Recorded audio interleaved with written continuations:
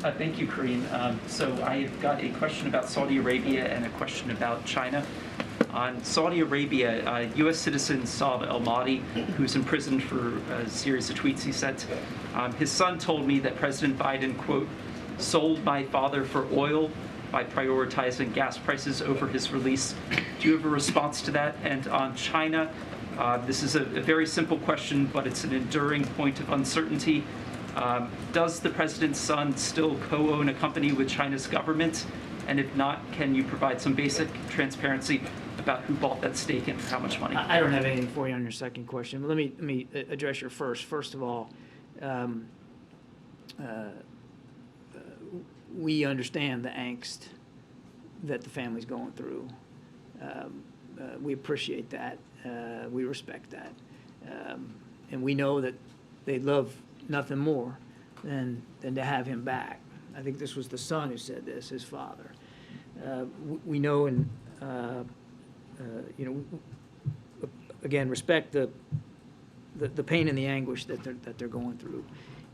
And we never lose sight of the pain that families are feeling here back home, or the trials and tribulations of people that are wrongfully detained elsewhere around the world. It's something we're constantly focusing on. So I would just say to that family, again, we respect and understand and sympathize with the anguish. We continue to work on these cases all around the world as much as we can. I don't have I would refer you to the State Department for the characterization of this particular case.